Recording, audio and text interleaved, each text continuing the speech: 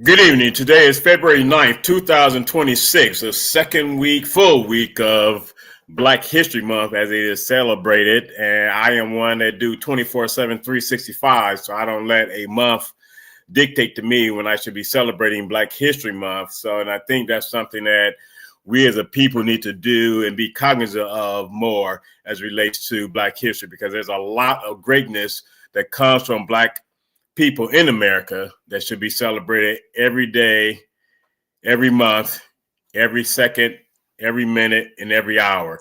So today on Reality Strikes, presented by on the Detroit Black and White channel, I have with me a good friend, a fraternity brother, and an individual that's doing a lot in the community.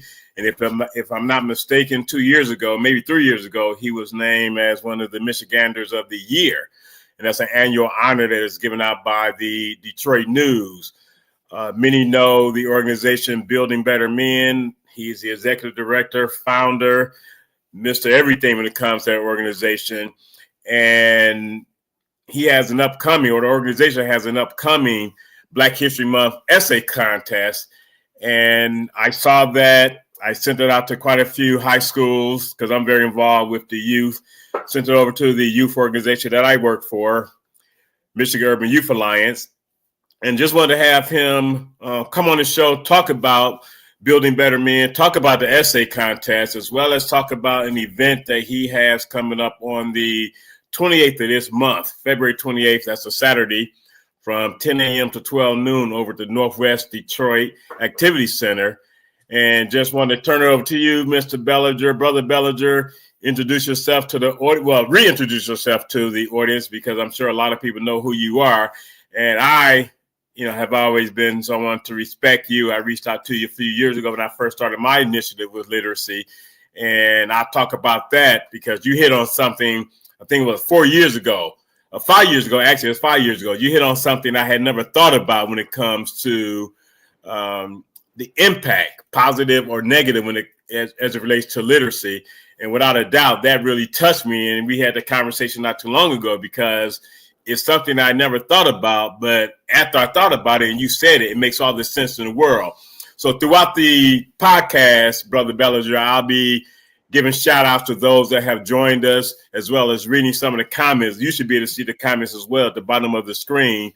So without further ado, let me first welcome Derrick Henry to the show this evening. He's viewing on YouTube, and I'm not able to see those that are on Facebook. They will appear frequently on this feed. And as I do see those that are viewing on Facebook, I will acknowledge them. So I just want to turn it over to you, Brother Bellinger. Introduce yourself, reintroduce yourself to the audience, and tell everyone about what Building Better Men is all about. Hey, Brother Brown, man, thank you for having me here. I appreciate it. Building Better Men program is a program I started in 1990, and I wanted to work with young males who were like me. Grew up in a situation where it wasn't the best socioeconomically. Never knew my biological father. So that was something that bothered me and angered me. And I was depressed, and I thought I was a failure because no one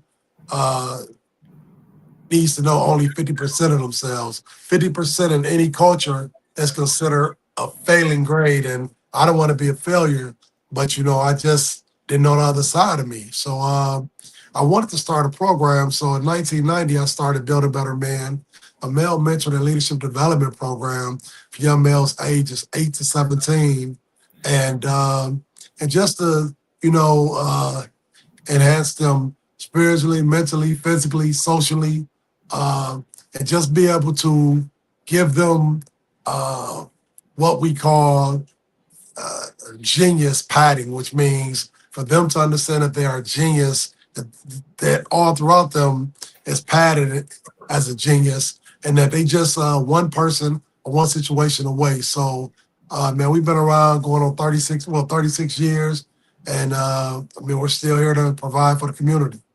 And let me hit on something that you said, Brother Bellinger, because I know you said that you never knew your father. But your father, you're a member of Kappa Alpha Psi, just like myself. Your father is a member of Kappa Alpha Psi. And at one of our regional meetings, if I'm not mistaken, your father was there. And I'm not sure if it was in Lansing or Saginaw. Well, my stepfather is Nathan Johnson, who since passed. He's a Kappa legend, Beta Psi, 1945. Oh, that's right. Okay. Yeah. I'm your stepfather. And I mean, he was in my life, but I just never knew my biological father. Okay. And just, and I brought that event up, that situation up, because seeing you and being around your stepfather, who was very prominent in your life, I can see what got you to start the organization, or, probably was part of the motivation for you to start the organization, Building Better Men, because you had this smile and halo over your head as you were introducing your stepfather to the brothers at the regional meeting. And I could tell that he has had a very impactful moment in your life with regards to what molded you. So that was something I definitely wanted to bring up, because I saw that, in that moment. You just were glad to introduce him to the members of the fraternity regional meeting, where, you see a lot of people there, and that just meant a lot to you. And even what all you're doing for Building Better Men, that just, organization, I mean, to have a nonprofit around for 36 years now, to still be successful, speaks volumes of your vision and what that organization has meant to you. So thank you. So I want to welcome Jill Sheridan to the show, a frequent viewer. Karen Winston, Les Moore, and your comment, Les Moore, Black Excellence 24/7. I agree with you 100%. And I'm a 24/7, 365 when it comes to Black Excellence. And what's interesting about Black History Month, Brother Bellinger, I know in 2022, I think it was June, July, August of 2022, I had started, and I've only been on Facebook since 2019, but in mid-2022, one of the things that piqued my interest, because people talk about Black history all the time, and I think it's something, because you can find something almost every single day that is prominent amongst a Black person here in America. So in 2022, I started posting a daily Black history fact for each and every day from June 1st, 2022, all the way through December 31st, 2023. And I did that for a reason, because people kept complaining about not knowing our history. But the interesting thing about it was a lot of people responded back, on Facebook, wow, I never knew this. Thanks for sharing. But it just should have been something that piqued more interest from our contemporaries, so to speak. And I bring that up because a lot of the responses I got when I was doing this came from people that do not look like me and you, Brother Bellinger. And that's one of the things that was most upsetting to me, because every single day it was a different piece of historical information on a Black person in America. But the wildest thing about it, and the most interesting thing about it, is on each and every day, like today, if I were to Google Black History February 9th, numerous instances of Black history will pop up. And I think we fail to forget not just the excellence of Blackness, but also the historical pieces that we have presented to this country. Because again, all these days, numerous aspects of history on each and every day of the year. And that's something that needs to be talked about more often, because I learned something, no matter how old we get, the saying is you learn something new every day. And that's very true. I mean, I learned something new, be it Black history, just American history, just about life itself. I just learned something new every single day that, I've been on this planet. And that's what's interesting. That's one of the things I like about your organization. You focus on 18 to 24-year-olds, right? Or is it younger than 18? Well, no, it's 8 to 17-year-olds. 8 to 17? All right.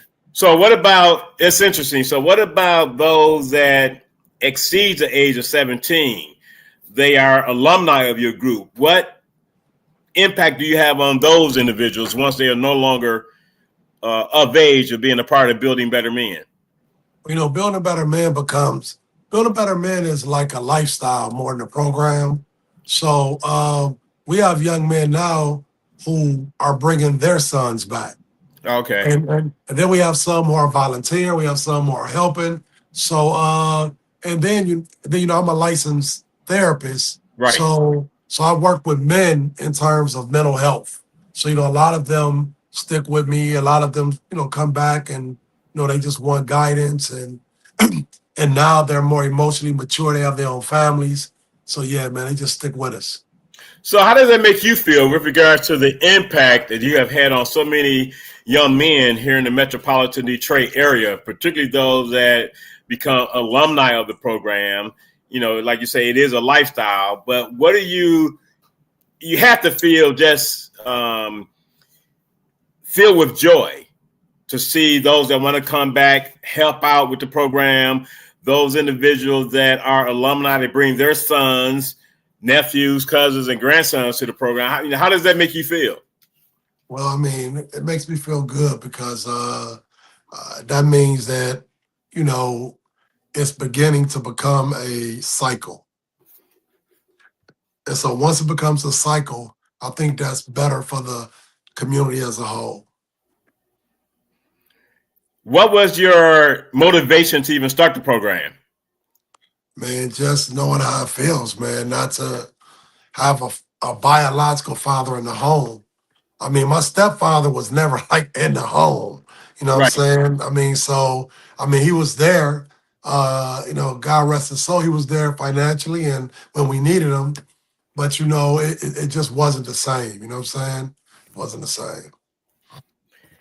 And you have an event coming up. Well, not an event. I'll get to that in a minute. But you're sponsoring a Black History essay contest.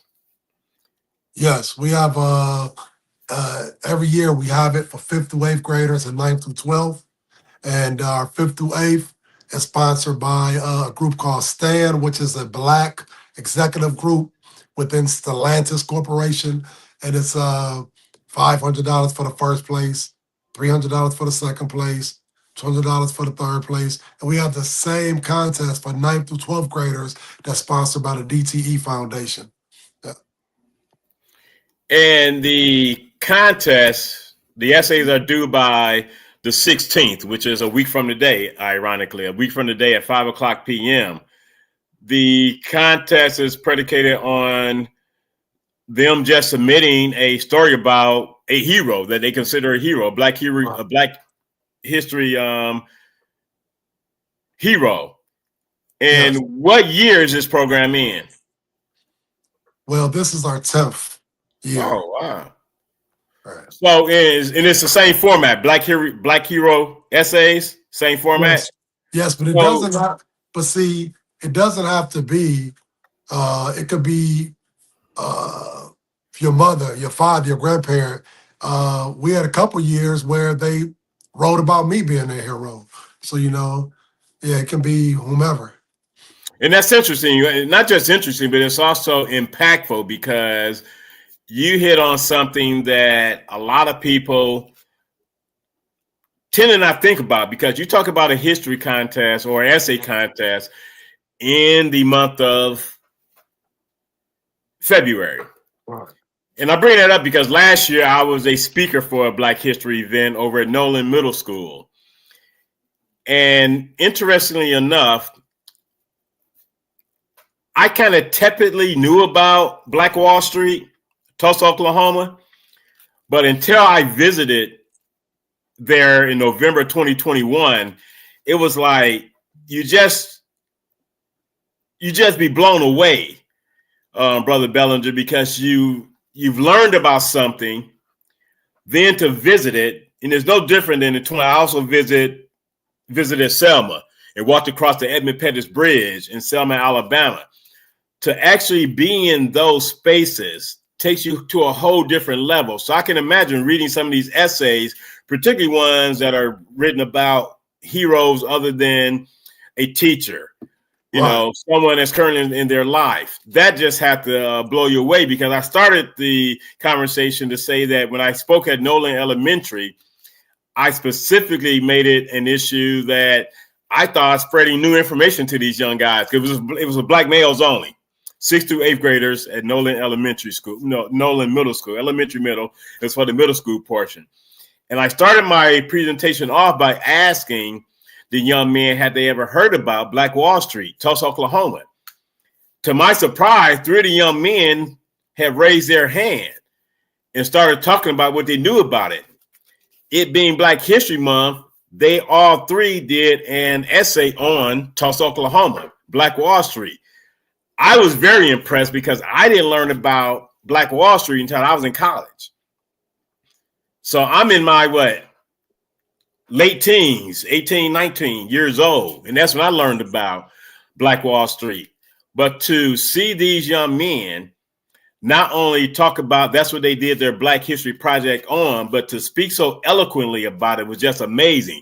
So I'm sure reading some of these essays, even if they are doing it about local heroes, teachers, fathers, mothers, grandmothers, uncles, and aunts, it still has to warm your heart reading some of these essays. Well, it does. It's just the fact that, unfortunately, a lot of our young males voice their opinion in terms of they don't like to write, man, or read. And I mean, people can try to say that's not the case, but I mean, they're telling me that to my face. Wow. Yeah, I mean, so a lot of our entries, surprisingly or non-surprisingly, have come through folks that don't look like me or you. Oh, wow. That's interesting. Very interesting because a few years ago, this was when I think Granholm was in office when the affirmative action proposal was defeated. And being an Eastern Michigan graduate, even though I started my college career down at an HBCU in Alabama, we have a Black Alumni Association. The immediate year after the affirmative action initiative was struck down, MU Black Alumni gives out scholarships annually. Well, for one, you had to change the name of the scholarship because it couldn't be directed at, race. Unsurprisingly, and upsettingly at the same time, the first year of that proposal being defeated resulted in, I think, 8 recipients of the scholarship. Ask me how many of those individuals were Black. It was kind of discouraging because the information is out there, and to see only one of, it was 2 of the 7 recipients were Black. The rest were, did not look like me or you. It was like, wow. And that was just an eye-opening moment to ask yourself, why are our people not applying for opportunities that they have a good chance of winning? Right. And it's not like we were giving chump change out. And it was kind of upsetting that we miss out, those young men and women missed out on those opportunities that they should not be missing out on. But it was interesting. So Les Moore, and again, I'm not sure that's a male or female. They have a comment: the reluctance from Black people regarding Black inventors may have something to do with the robbery of Black inventions whose families have not benefited. That is a very, very poignant statement, and true as well, because I doubt very seriously if the gin machine, which was invented by George Washington Carver, is one that his descendants are benefiting from to this day. The internet, there was a Black person very prominent in the invention of the internet, contrary to what he's former president now, said about the internet, but that was the result of a Black individual. So it's interesting that this comment speaks volumes about our history. I mean, it's kind of unfortunate at the same time that the progress and the success of what has been invented by our ancestors, that being ancestors of the Black community, their ancestors are not benefiting, their direct lineage are not benefiting from the greatness of a lot of our people, and that's unfortunate. I want to also welcome Tamika Rainey to the show this evening. Day Go Blue, welcome to the show. And Jill Sheridan, who is a regular of the show, she has a comment. Is there notice about the contest throughout the public school system, and how is the participation? And that's a direct question to you, Brother Bellinger. Yes, we've sent it to various schools, and we've gotten some participation, but not a lot. Wow. And I sent it, once I saw it online, I immediately sent it to some folks over at Cass, Renaissance and Southeastern, because that's where I have some connections at. And I know it's only a week away, and I will be sending it over to a contact over at Durfee K through 8. So it's unfortunate that you haven't had a lot of people respond. And we got to say, well, you're in 100 Black Men just like myself. And the same thing happens with the oratorical contest. It's geared for 12th graders, but unfortunately, we don't get enough 12th graders to participate, and we have to open it up to 9th through 12th graders. And you don't find many opportunities to win first prize of $2,000, second prize of $1,000, third prize of $500. And regardless of you not winning first, second, or third, you get $100 just for participation. We have a problem getting 20 people to participate to get at least a minimum of $100. Wow. And that's unfortunate. We get it out to the counselors, we get out to the youth groups, for the fraternities, to the churches, and I'm not sure, what it's going to take to get full participation, because full participation would be the 20 entries that we do seek for the contest. When you're talking about the opportunity for students in Wayne, Oakland, and Macomb County, and it's well advertised. We have great judges. We have great moderators. Josh Langdon was the moderator last year. Year before that was another person in the media. I'm looking right at her. Morton. She's married to our frat brother, Maurice Morton. So there has been, Karen Dumas has been the moderator for the event.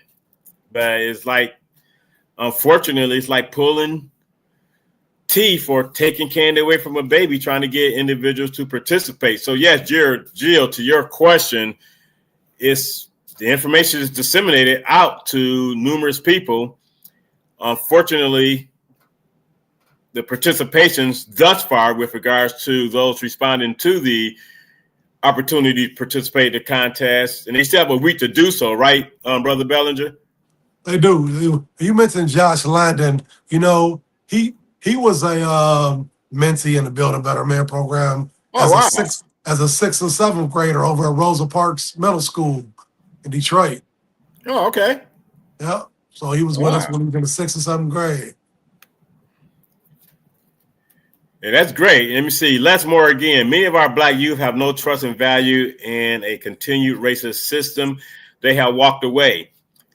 You want to address that before I add my commentary to that question or that statement? You can go ahead with it, bro. It's interesting because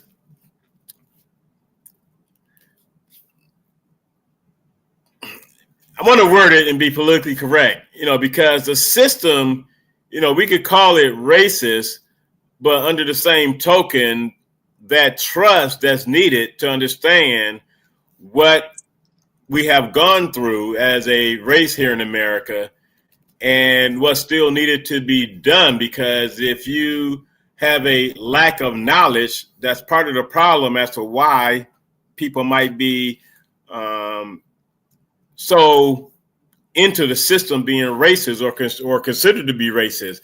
It's up to those of us that are older, seasoned, to make sure that we teach our young people about it, because depending on what school you were in, you might not even learn it. I didn't learn about Black Wall Street, Tulsa, Oklahoma, until I was in college.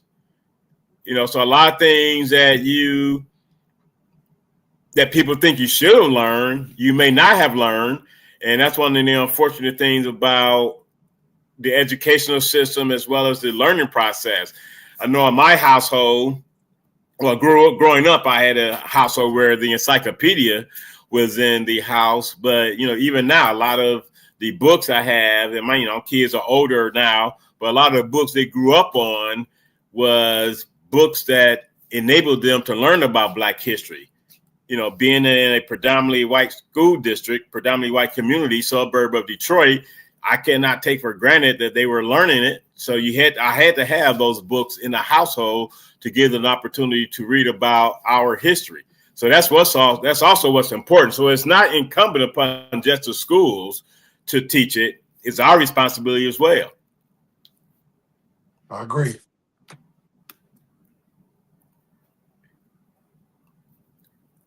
And Jill Sheridan, her comment is the same thing that Karen Winston was thinking with regards to the participation, as well as how is information disseminated to the various youth groups, schools, and that nature. Because you take kids from, also I sent it over to Plymouth Canton School District as well. You do take kids from all over the Southeast Michigan area, right? If they enter the contest, or is it just Detroit? No, it's everywhere.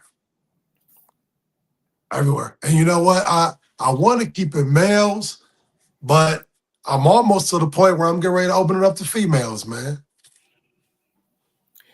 That is interesting for a few reasons.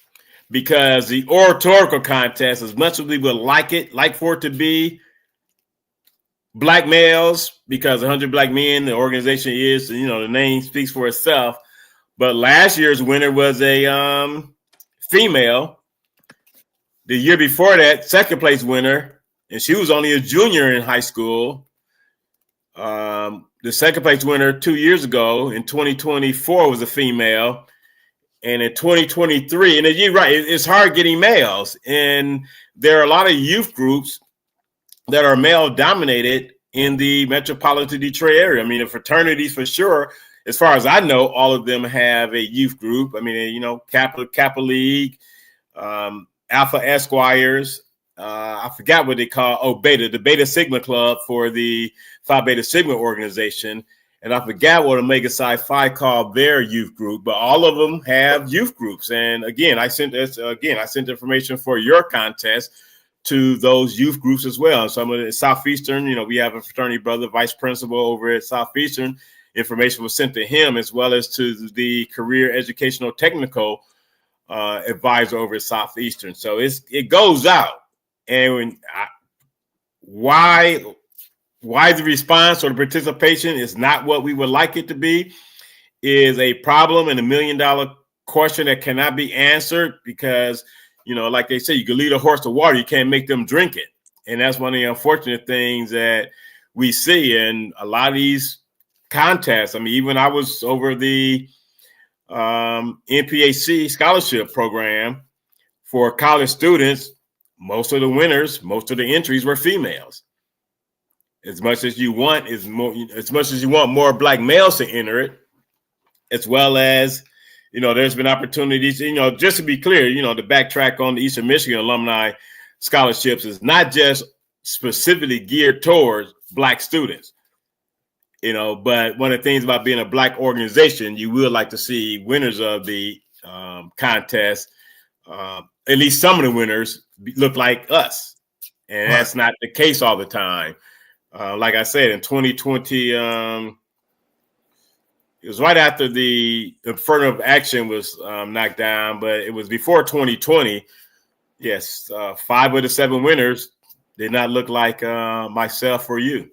Right. And we have to, you say you want to work on it. We have to work on it as much as we can. But like I said it, and Les Moore said the same thing. We just cannot give up on our Black youth. And that's why I admire what you do. Building Better Men is not giving up on the Black youth. And you're definitely doing a good job with that program. And for it to be around, 30-something years, that's amazing. Thank you. Then one of the viewers, Miss Brown, T. Brown, she talks about how she grew up with, and it's like, well, the series of encyclopedias Britannica in her household as a youth. And because of the age of the internet, you don't see salesmen coming knocking on your door trying to sell you encyclopedias no more like they used to do back in the day. Ms. Brown also said, I had my parents and grandparents who grew up in the South and taught us Black history. That's a very interesting point, because, yes, we do know a lot of people migrated from the South to the North and brought their history with them. But even to this day, what do you think is the issue of Black history not being taught to the level where you would expect more people to know about Black history? Well, I mean, it's gentrification, social media. I mean, white is right mentality. Man, it's a lot of different things, man. I think Black history has become irrelevant to some of our youth. I think it's more relevant to adults. It might be less relevant to the youth. Wow, that's interesting. I'll let you tackle this next comment. I don't know if you can see it. Can you see it? A girls program? Yeah. Yeah. Well, there's programs out there. It's just, people got to support them, I mean, it takes resources to run them. It takes resources to run them. In all of high school, I'm looking at somebody else comment. All of the sororities, Alpha Kappa Alpha, Delta Sigma Theta, Zeta Phi Beta, as well as Sigma Gamma Rho, all of them have youth groups and youth programs for females, directed towards females. Then you have, Pretty Brown Girls? I think that's one of the programs that is very prominent all over the metropolitan Detroit area, because they even have a chapter out here at Plymouth High School here in Plymouth, Michigan. So it's very prominent all over Southeast Michigan area. Oh, yeah. Then there's another comment from Karen Winston. Our high schools need to get back to teaching hands-on trades again too. Trades like basic mechanics, plumbing, electrical type skills, because everyone's not going to college. And you are very right with that, Karen. As a matter of fact, they're seeing a drop in the college attendance rate, particularly from metropolitan urban communities. And I think that's why a lot of schools are going back. Well, a lot of school districts are focusing on the trades, because we all know everybody's not going to college. We all know that everyone has no clue on what they want to be. And that's why I'm writing a book. I'm not sure if I shared this with you, Brother Bellinger, but I'm writing a book titled Envision the Future, You. And that's predicated on reaching out to my network and finding out from them what was it that got them interested in the career that they are in. And this goes from people that are in buying, people that are in skilled trades, lawyers, doctors, journalists, political consultants, just to give a perspective on careers for the future. Because again, both of us happened to go to college. It was probably indoctrinated in both of us as younger Black boys, young adults.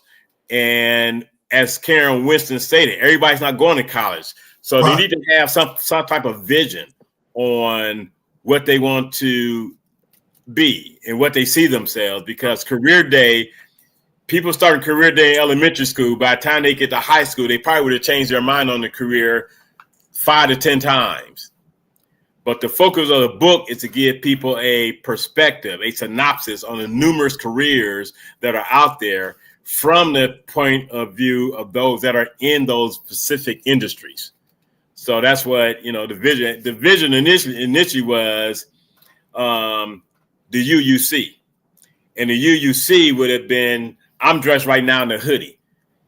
So it would be in a cap, a baseball cap.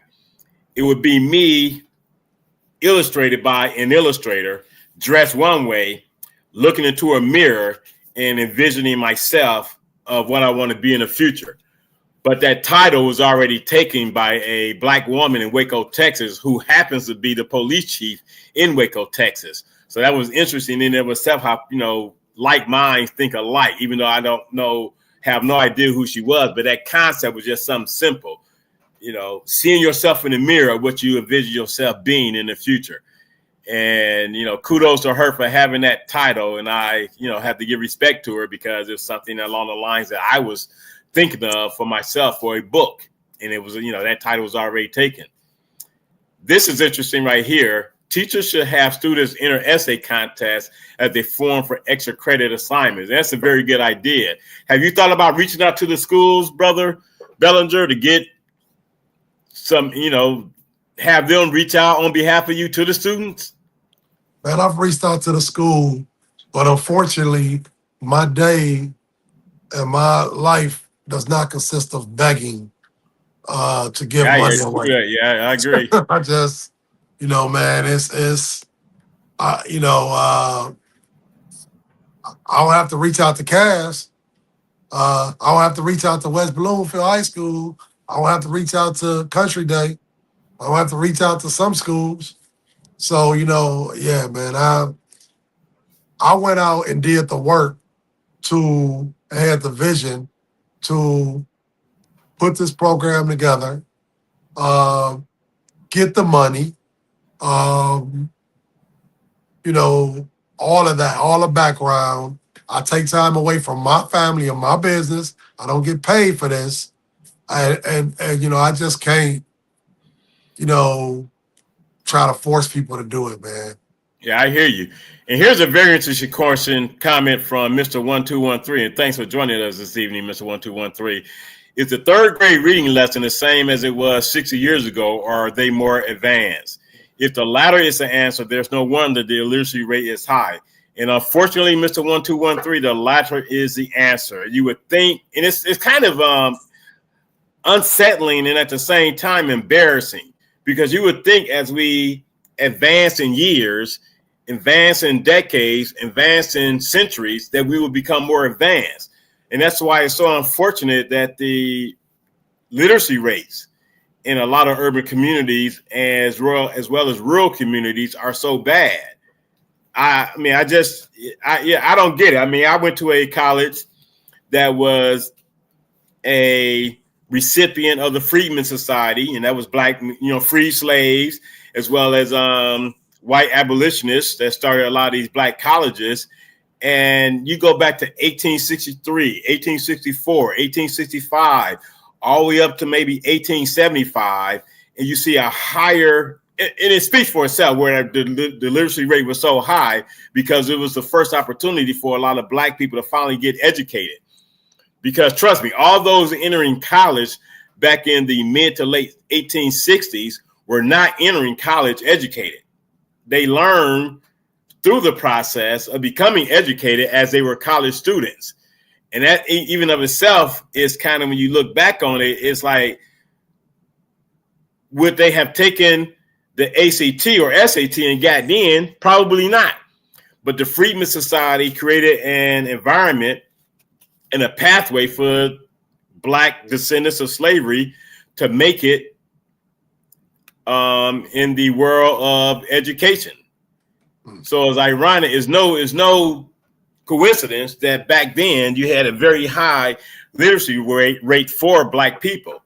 You would think it would have been consistent throughout the years and centuries that in 2026, we wouldn't be struggling with 12th graders reading at a second, third, fourth grade level. That is just unconscionable to me. And that's one of the reasons why I started my initiative as it relates to literacy. Reading about a 12th grader at a Detroit high school, reading at a first, no more than a second grade level, was more than disappointing. It was just sad. And I know when you, a former city council person, a former CEO at a very prominent agency in the city of Detroit, we met. And you said something so profound that has never left me. You stated that success to a lot of these parent being actually singular, mother had a household, no father around, particularly in Detroit, it's up to about 70% females had a household in a city like Detroit. You stated that to the mom who's getting a new car every year, every 2 years, living in a nice house that's paid for by proceeds of what her son may be doing that is not a normal job. The mom sees that as success, so why should she encourage education? That was a very poignant statement. I'm not sure if you remember making that statement when we met. And I was like, wow, I never looked at it like that, but it makes all the sense in the world. People view success in certain ways. If a parent sees their son driving a nice $70,000, $75,000, $80,000 car, that same son providing that mom with a decent, nice car as well, every year or every 2 years, she see her son as successful. She may not ask questions as to how he got to that level of success, but education is not something that's a priority when nice house, nice cars, not longing for anything, that's their success. And that was, something that I speak about as part of my presentation when I talk about literacy and how we gauge success of education, because that opened up my eyes into how people look at success in education in many different ways. I just never thought about it till you made that comment. All right. Well, brother, I mean, success is not always money. Oh, no doubt. And so Ms. Brown said, all little girls don't have access. And, the interesting thing about access to the numerous programs that we have around, unfortunately, parents have to seek it out themselves. At their middle schools, most likely, and at their high schools, because both middle school and high schools do have a lot of programs that enable people to have the opportunity to learn about the youth groups that organizations might, sponsor. So it's a matter of seeking them out themselves. And, it's also a matter of, networking. People have to have networking abilities to learn more about, organizations like, your organization, your program, Building Better Men, MUA, Michigan Urban Youth Alliance. You have the Kappa League, you have the Alpha Esquires, you have the Sigma Beta Club, Alpha Kappa Alpha have their program, Delta Teens. And I forgot Sigma Gamma Rho and Zeta is what they call their youth group, but they are available. And you have some cities with more than one chapter of the same organization right within their own city. I think Alpha Kappa Alpha had maybe 3 or 4 alumni chapters right in the city of Detroit. So yes, and how can people learn more about Building Better Men? Well, they can buildingbettermen.org. You Google us, we come up all over, but if you want to enroll your sons, buildingbettermen.org, or you can follow us on Facebook, Instagram. Yeah. So James Jakowski, and thanks for joining. This is my first time seeing you on my program, and I appreciate you taking the time out to watch Reality Strikes. See, he says that he went to DPS back 15-ish years ago. They had drafting, welding, and such. But the problem was actually some of the girls. They gave every male teacher a hard way to go, which ensured every class was disrupted. That's an interesting comment. Very interesting comment, because a lot of these, I'm also a track coach.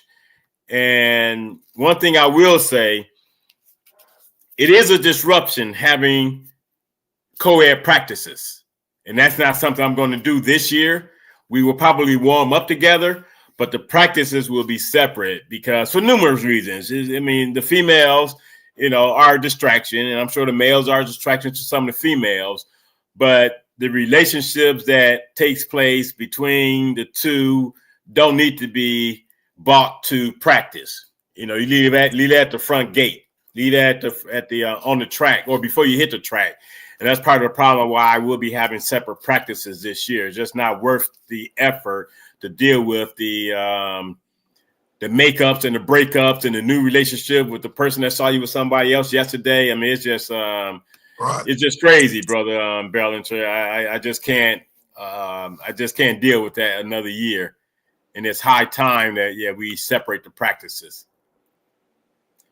And then Mr. Jakowski made another comment. Technical programs, our programs and such are good, but teachers more often than not, at least back then, were routinely dogged out by the students, and teachers are largely powerless in those cases.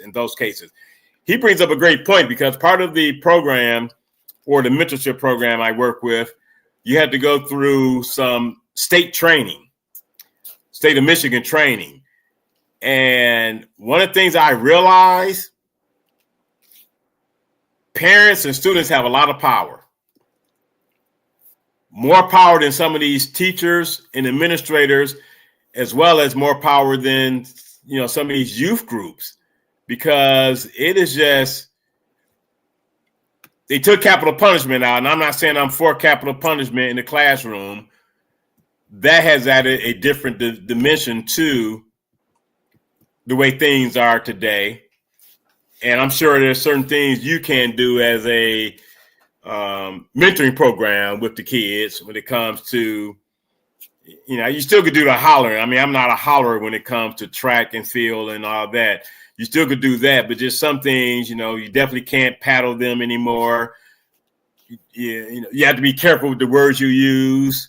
So it has changed. I know you were an athlete in high school growing up, and I know I do the ticketing for the high school. I also coach at, so I do the ticketing events, and you are a high caliber ball player. It's just different now. It's sometimes hard to watch some of these basketball games, Brother Ballinger. Very hard to watch at the high school level. So technical programs, our programs and such are good, but you just talked about they are powerless. So you also have another program coming up at the end of the month. You want to tell the viewers a little bit about that? Yes. On the 28th, we have our annual Black History Awards, where we're honoring 38 Metro Detroiters who have played a part in assisting the Build a Better Men program and our mission of developing African-American males. So Northwest Activity Center on February 28th from 10 to 12. Chief Todd Bettison will be the speaker. He'll also be an honoree. And also Mayor Sheffield has been invited. And I want to say, shameless plug, being nominated and also being one of the 38 recipients, I want to thank you and those that nominated me, because at the end of the day, what we do, and I don't know all 38 of the recipients, but I can speak to, giving back. It's not about notoriety.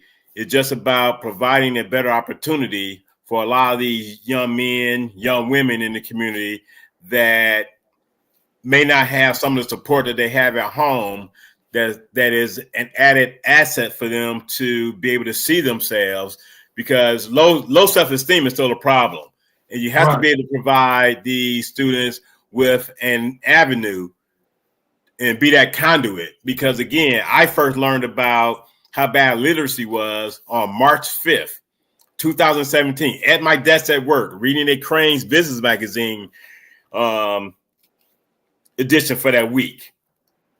And there was an article about the corporate community giving back to ensure that people or students are becoming more literate. That article specifically spoke about Elijah Craft. And, Elijah has no problem with me using his name. A documentary has been done on him. He is also a motivational speaker. He learned how to read through the Beyond Basics program. He's a tutor with them now. And to just read in black and white about a 12th grade student, because my first question was, how does someone get to the 12th grade and not read at a higher level? And he's an athlete. He was a football player. But his lack of not being able to be successful on the ACT or the SAT prevented him from going to a higher level, because he was good enough to go to a D1. But he could never get a high enough grade on the SAT or ACT to go to a D1. So I saw that and I just said immediately, what can I do to make a difference? And that's when I created an organization called 5K Run Walk for Literacy Awareness, to provide opportunities for people to learn more about the literacy organizations in their community. And I've done, walks as far away as Los Angeles, California,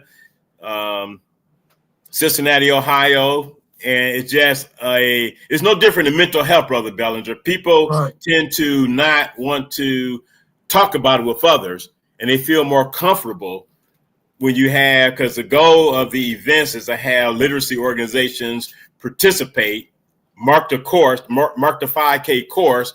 And as people are walking or after they're finished walking, running, whatever they decide to do, they can talk to these individuals on a personal level to learn about the programs that they offer that can help these individuals, become more literate readers. Even in Detroit, myself and Karen Dumas, we co-wrote an article a few years ago. And I never forget, I did, most of the research for the article. I never forget, her asking me about the 47% adult illiteracy rate in Detroit. I said, no, that's legit. It's been that way for a while because the editors at the Detroit News questioned it. So I reached out to the Harris Learning Literacy Center down at Wayne State University through some contacts I had made. And, the director of the program that I had built a relationship up with, she say, well, the number is correct. We can't shy away from it. And if the Detroit News need a written statement about the number being correct, we could give it to them. So I relayed that information to Karen Dumas because she was the one that's writing for the Detroit News at the time. And they said, okay. And, I was surprised because both Nolan Finley and Caitlin Buss, who are very prominent at the Detroit News, are literacy advocates. So for them to have questioned that, I was kind of taken aback and surprised. But, unfortunately, the number has been about the same. And it's sad, but I just felt the need to do something to make a difference. And I feel I'm making a difference because, that's what people know me by outside of my profession or whatever I'm doing with anything else. And that means I built up enough of a reputation to be a strong advocate or at least a strong voice for literacy that people have taken notice and pay attention.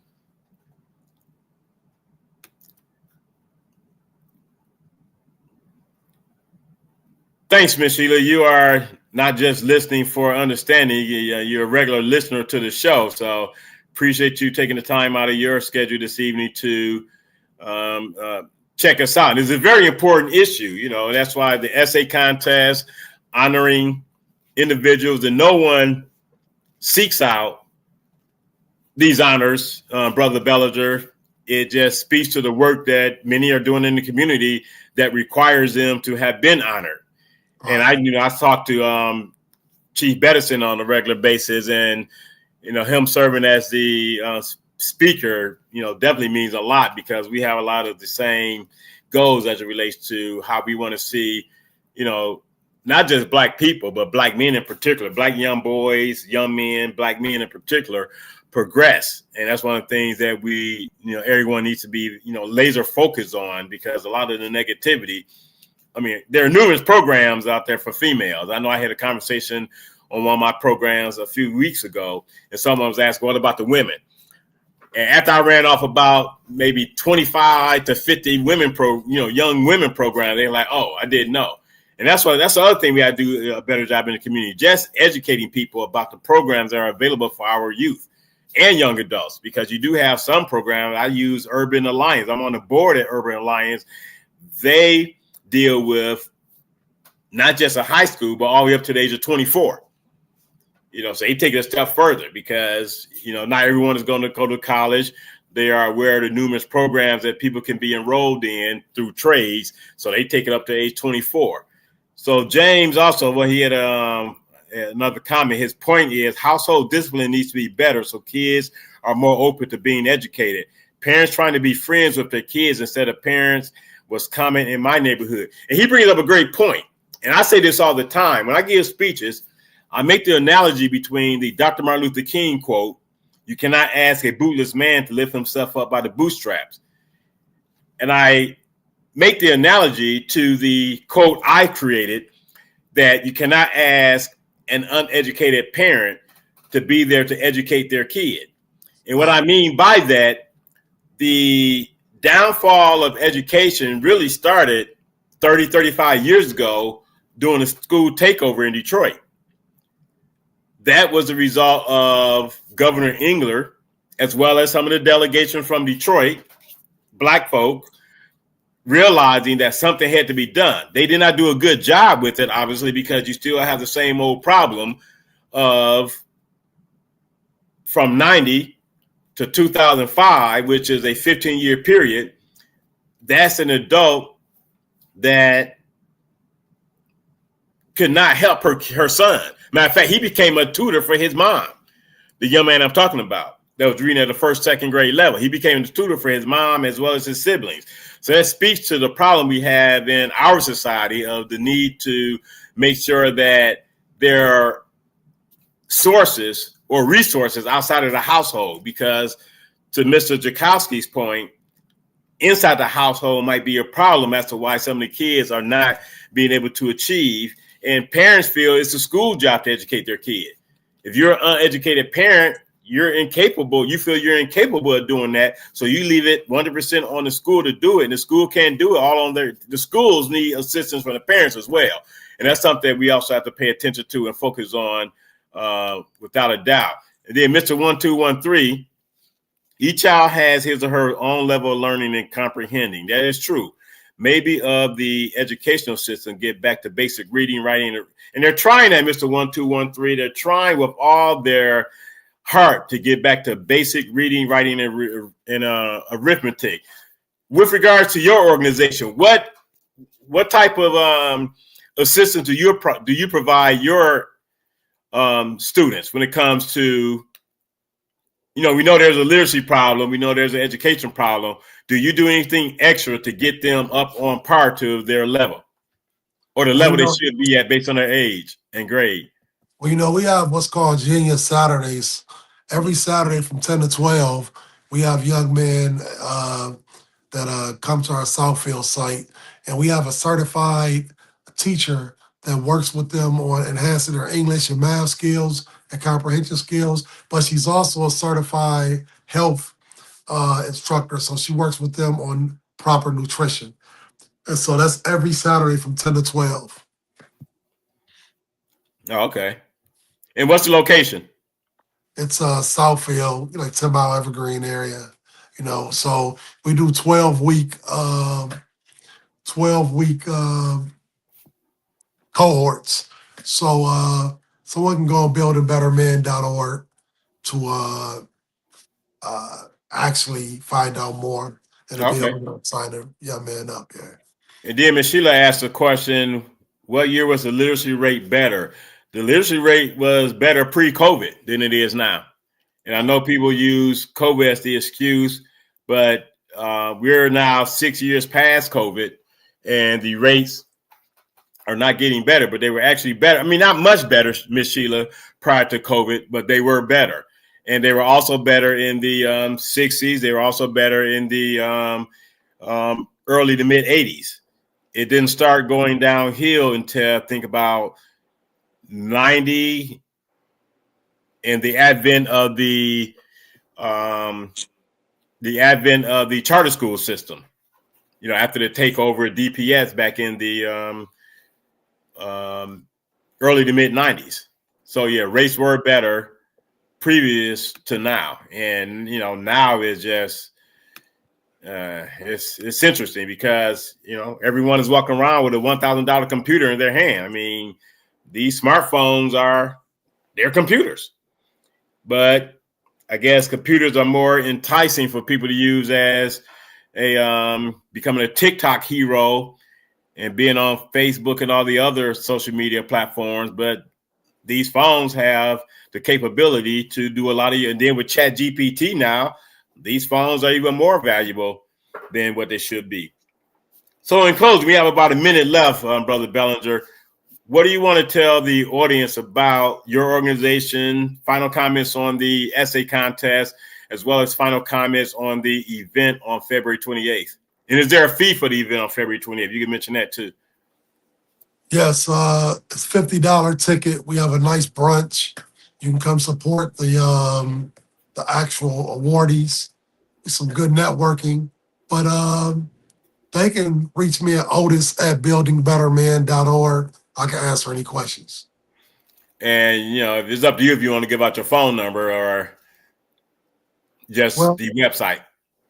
Well, yeah, they can reach me at, 313-772-0110, 313-772-0110. And yes, we do take donations. We're a 501c3 organization. So if somebody want to volunteer on that day, somebody want to contribute some monies to go toward the event planning, we would appreciate that. And what's that number again? 313-772? 0110.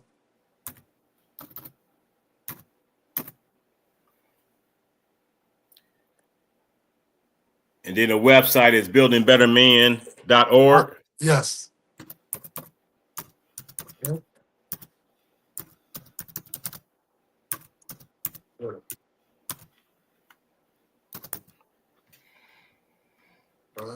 So I want to thank you for all that you do, Brother Bellinger. You're doing a lot in the community. Again, you were a Michigander, the honor as a Michigander of the Year a few years ago through the Detroit News. You won. You've also won the Michigan Chronicle Men of Excellence Award too, correct? No, not that one, brother. Oh, yeah, well, I thought you won that one. Not that one. Yeah, but you're doing a lot in the community. Much appreciated all that you do, and keep doing what you're doing. And again, on behalf of the other 37 recipients that will be receiving the Black History Honor Award on the 28th of February, thank you for the recognition. Thank you for seeing the worth of what we do in the community, and looking forward to the event. Thank you, good brother. Have a good night. All right, you too. All right, bye-bye. Yeah. So I want to thank everyone for joining us this evening. The essay contest, again, is open. You can reach out to Brother Bellinger at buildingbettermen.org. You can also reach out to him directly via phone, 313-772-0110. And if you know of any individuals, males in grade 9 through 12, tell them about the contest. Again, you can reach out to Mr. Bellinger by way of phone, or go to the website, learn more about the event, the contest, as well as learn more about the Black History Honors on the 28th of this month over at Northwest Activity Center from 10 a.m. to 12 noon. I was fortunate enough to be nominated to receive the award. Through the nomination, I was given the privilege to be one of the 38. So I'm looking forward to the event. And, I can't thank those that nominated me, whom I do not know. Can I thank Mr. Bellinger for putting on such a great program? And Ms. Sheila, if you're where are you referring to? The event on the 28th or the contest, the Black History Contest? Because the Black History Contest, they just submit an essay, and it will be, thank you, Karen. They submit an essay, and it will be judged by a panel of judges, and that's how they will pick the first, second, and third place winners. If you are referring to the Black History Honors event, that will be at Northwest Activity Center on the west side, Myers. I'm not sure the exact address. And again, February 28th from 10 a.m. to 12 noon. And again, thank you for taking the time out of your busy schedule to listen to the show, listen to the podcast on Detroit in Black and White, presents Reality Strikes with Eric Brown. Enjoy the remainder of your day, evening, the remainder of your week, and enjoy Black history, not just the month of February, but all 11 months. Well, 1 month prior, 10 months after. So in essence, enjoy all 12 months of the year, every year, as it relates to the Black history celebration of Black Americans in America.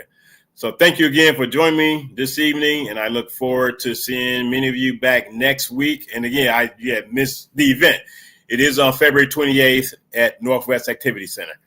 And again, thank you all for joining me. And until next week, peace and love. Good night.